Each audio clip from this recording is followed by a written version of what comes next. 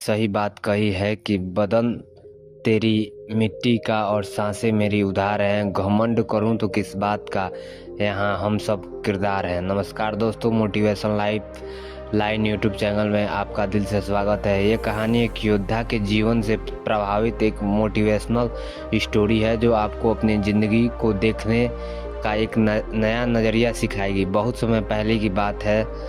राजू नाम का लड़का पूरे दिन अभ्यास करके सो रहा था तो उसे एक रात बुरा सपना आता है जिसमें वह रोज की तरह अपने गुरु के आश्रम में तलवारबाजी के मुश्किल दाव पच्चों का अभ्यास कर रहा था। उसका अभ्यास अच्छा चल रहा था, लेकिन जैसे ही वह एक ऊंची छलांग लगाकर जमीन पर वापस आता है उसका एक पैर टूटकर कांच के टुकड़ों की तरह बिखर जाता है।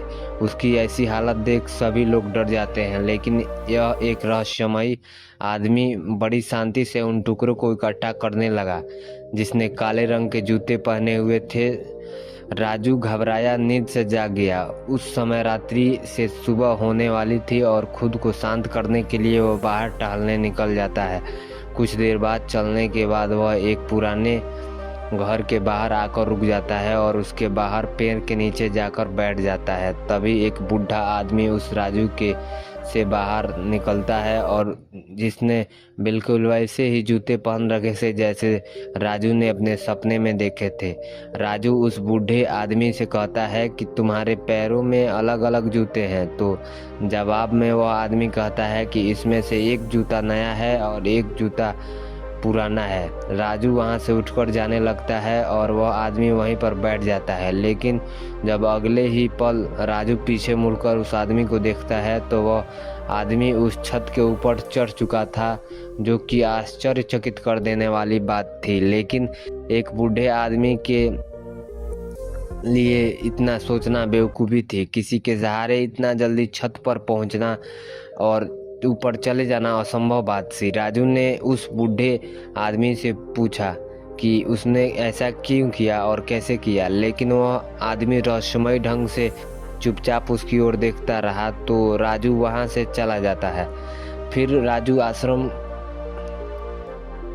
के अभ्यास मैदान में तलवारबाजी का अभ्यास करने चला जाता है। राजू अपने आश्रम का सर्वश्रेष्ठ तलवारबाज था, लेकिन वह अपने प्रदर्शन से संतुष्ट नहीं था। वह खुद को दूसरों से बेहतर समझता था, इसलिए वह थोड़ी घमंडी भी था। अपने आप को सर्वश्रेष्ठ साबित करने के लिए वह तलवारबाजी पर ऐसे ऐसे प्रयोग करता था कि जो बहुत ही मुश्किल और खतरनाक थे। ऐसे प्रयोग करके वह सर्वश्रेष्ठ तलवारबाज बनना चाहता था, क्योंकि तलवारबाजी के क्षेत्र में ऐसे प्रयोग और अभ्यास आज तक किसी ने नहीं किए थे। लेकिन उन अभ्यास को वह कर नहीं पा रहा था और बार बार जमीन पर गिर जाता था। उसके गुरु को यह सब जानलेवा राजू का अभ्यास पागलपन लगते थे। वह उसके कहते थे कि तुम एक बेहतरीन योद्धा हो, लेकिन तलवार इन अभ्यास को कर पाना असंभव नहीं है, क्योंकि इसके लिए असाधारण ताकत, अचूक तकनीकी और निडरता की जरूरत है। और अगर तुम जरा सी भी गलती हुई तो तुम बुरी तरह घायल हो सकते हो या फिर तुम्हारी जान भी जा सकती है।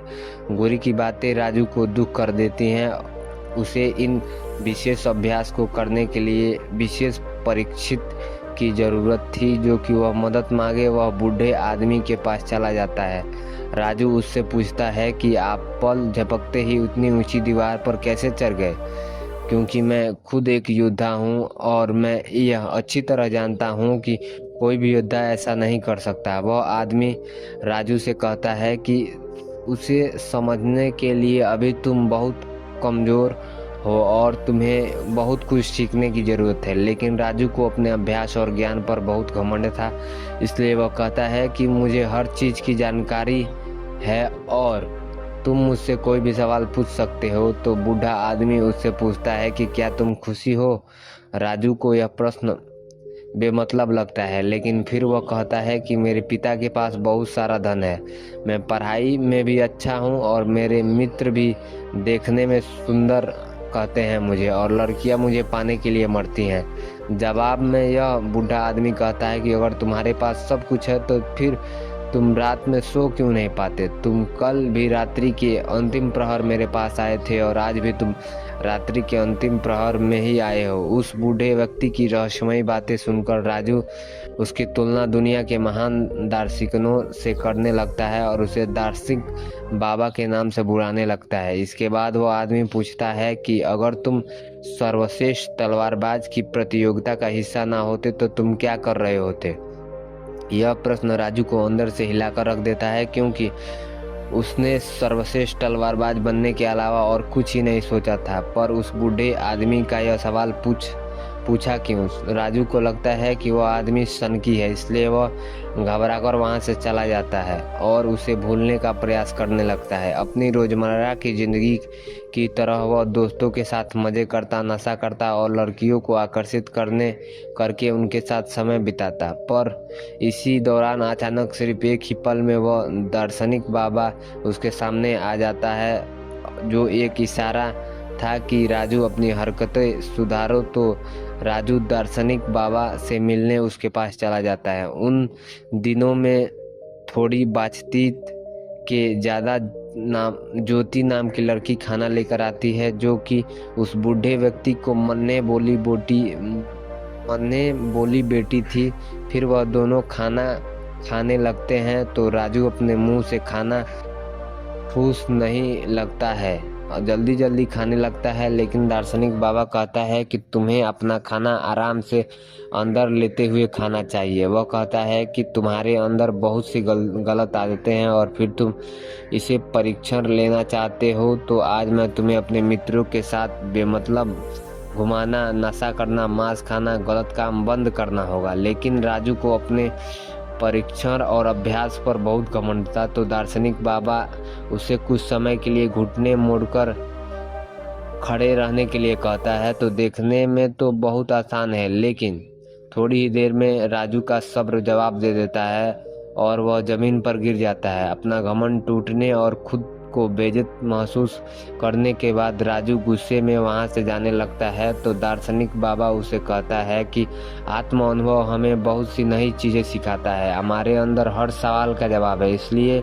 बाहर से सोचना बंद करो और अपने अंदर अपने आत्म अनुभव से इसके जवाब ढूंढो। फिर तुम्हें पता चलेगा कि तुम रात को इसलिए नहीं सो पाते हो क्योंकि तुम अंदर से खाली हो और तुम्हें अपने खालीपन से डर लगता है। वह यह भी कहता है कि एक शरीर, एक दिमाग का नियंत्रित होना बेहद जरूरी है और वह राजू को एक योद्धा की तरह परीक्षित करने के लिए मान जाता है। अगले दिन राजू जब अपने आश्रम के दौरान मैदान में जाता है तो वहां उसे पता चलता है कि उसके मित्र के हाथ में अभ्यास के दौरान गहरी चोट आ गई है और अब उसके मित्र देश की सबसे बड़ी प्रतियोगिता में हिस्सा नहीं ले पाएगा। इस बात से राजू के मित्र को परीक्षित करने वाला शिक्षक बहुत परेशान था, क्योंकि वह तीरंदाजी में सबसे श्रेष्ठ योद्धा था। रात को राजू फिर दार्शनिक बाबा से मिलने जाता है।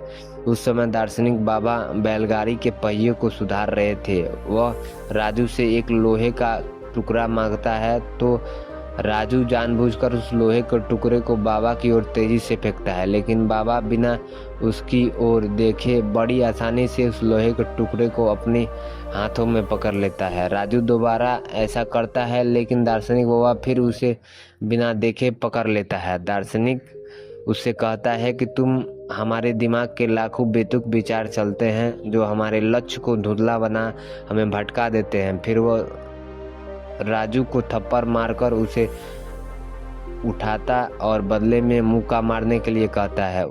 पहले तो राजू शांत रहता है, लेकिन जब वो दार्शनिक बाबा पर हमला करता है तो दार्शनिक उसे पलक झपटते ही नीचे गिरा देता है और उससे कहता है कि अपने लक्ष्य के अलावा जो भी तुम्हारे दिमाग में चल रहा है वो सब बेकार है। उस कचरे को अपने दिमाग से बाहर निकाल दो। और वह उसे अगली सुबह नदी के पुल पर मिलने के लिए बुलाता है। अगले दिन जब सबल नदी के पुल पर पहुंचता है तो दार्शनिक उसे धक्का देकर पुल के नीचे गिरा देता है।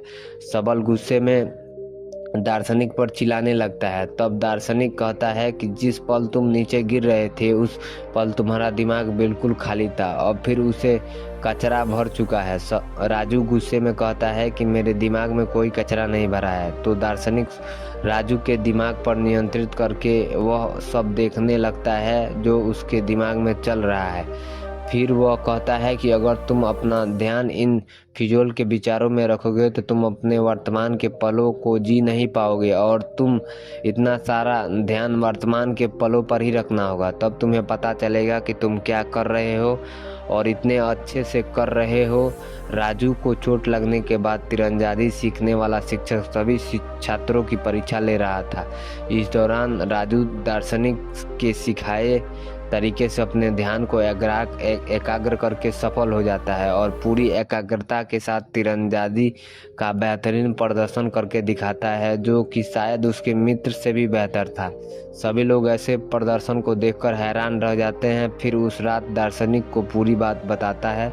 वह खुश था और उसे अपने प्रदर्शन पर नाज था, क्योंकि दूसरे खिलाड़ी योद्धा उससे जलने लगे थे, लेकिन दार्शनिक को उसकी बातों में कोई दिलचस्पी नहीं थी। वह कहता है कि तुम कभी भी अतीत में नहीं रह सकते और तुम्हें हमें अपने प्रदर्शन पर घमंड है, इसका मतलब अभी तुम नहीं सीखे। इतना कहकर उसे घर जाने के लिए कहता है और आज रात उसे कुछ भी सीखने को मना कर देता है। लेकिन यहाँ कुछ अजीब होता है। राजू वहाँ छुपकर सुबह होने का इंतजार करता है और सुबह होते ही दार्शनिक का पीछा करने लगता है। दार्शनिक संभार के अभ्यास मैदान में चला जाता है और वहाँ जाकर एक ऊंचे स्थान पर बैठ जाता है। सबल दार्शनिक के बगल में बैठकर बोलता है कि वह महसूस कर रहा था कि वह सभी खिलाड़ी योद्धा के दिमाग को पढ़ रहा है। वह अपने दिमाग में चल रही थी सभी बातों को सुन सकता है। उसे हैरानी तो तब हुई जब राजू स्वयं को उस अभ्यास मैदान में आते हुए देखता है। वह देखकर वह अपनी जगह से नीचे गिर जाता है। फिर उसे पता चलता है कि यह सब तो उसका भ्रम है, ना कि ना ही सुबह हुई है और ना ही उसे दार्शनिक का पीछा किया है।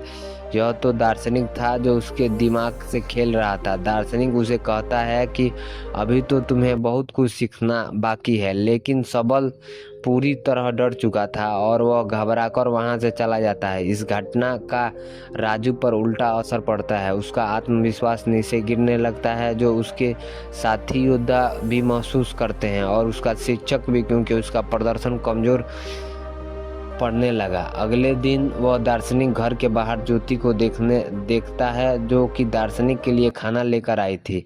वह उससे कहता है कि मुझे लगता है कि दार्शनिक के तरीके से तुम्हें एक बेहतर योद्धा बन सकती हो, लेकिन मेरे साथ बिल्कुल उल्टा हो रहा है। फिर दार्शनिक राजू से वह सारे काम करवाता है जो आज से पहले उसने कभी नहीं किए, जैसे कि कचरा साफ करना, गंदगी साफ करना, कपड़े धोना और लोगों की मदद करना। दोस्तों के साथ घूमना और गप्पे मारना बंद, मांस खाना बंद। राजू यह सब कर रहा था, लेकिन उसे ये सब बेमतलब लग रहा था। उसका प्रदर्शन सुधारने की बजाय दिन प्रतिदिन खराब हो रहा था, क्योंकि वह दार्शनिक की शिक्षाओं को समझ नहीं पा रहा था। और एक दिन तंग आकर वह दार्शनिक से झगड़ने लगता है। वह कहता है कि गंदगी साफ करके मैं कौन सा योद्धा बन सकता हूँ, लेकिन दार्शनिक कहता है कि मैं तुम्हें किसी भी स्थिति में ध्यान करना सिखा रहा हूँ और इससे तुम्हारा घमंड और बुरी आदतें कम हो जाएंगी। लेकिन राजू का गुस्सा बढ़ता ही जा रहा था। वह कहता है कि तुम्हें पहले ही दिन मुझसे पूछना था कि क्या मैं खुश हूँ, तो आज मैं तुमसे पूछता हूँ, क्या तुम इस खंगार घर में खुश हो? असल में राजू को लगता है कि दार्शनिक जिंदगी से हारा हुआ व्यक्ति है, जो अपनी जिंदगी में सफल नहीं हो पाया है, और उसकी रहस्यमयी बातें सुनकर वह गलती से उसके चक्कर में फंस गया है।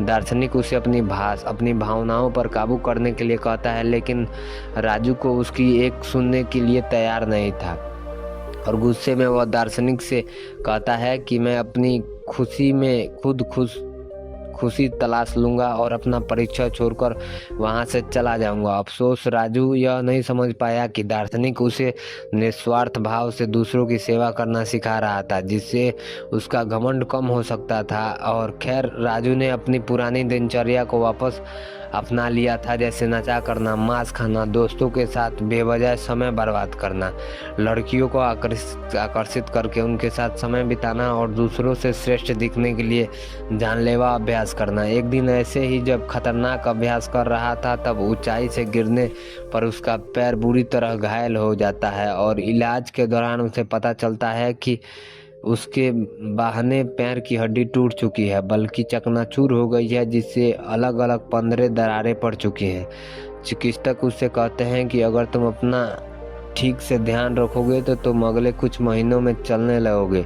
सिर्फ चलने सबल राजू को पता चल चुका था कि उसका सर्वश्रेष्ठ तलवारबाज बनना अब लगभग असंभव हो चुका है, क्योंकि उसे चलने के लिए ही बैसाखी का सहारा लेना पड़ता था और उसका परीक्षण भी पूरी तरह बंद हो चुका था। टांग टूटने पर के साथ ही उसका घमंड भी टूट चुका था। फिर एक दिन ज्योति मिलकर उस सबल राजू की चिंता हो रही थी कि क्योंकि देश की सबसे बड़ी प्रतियोगिता में हिस्सा लेने का उसका सपना टूट रहा था। वह दोनों एक दूसरे को अच्छी तरह समझते थे और वह एक दूसरे को पसंद भी करते थे। सब अपने अपने यूं ही टूटना अपनी आत्मसम्मान की क्षमता को बढ़ावा देना था। इसलिए वह अपने शिक्षक से मिलता है और कहता है कि मैं अभी छोटी छोटी प्रतियोगिताओं में तो हिस्सा नहीं ले पाऊंगा, लेकिन 10 महीने बाद योद्धाओं के चुनाव की ओर अंतिम प्रतियोगिता होगी, मैं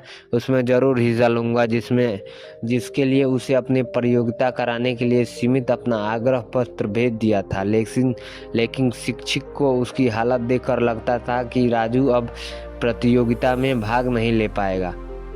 हमें उम्मीद है कि आपको ये कहानी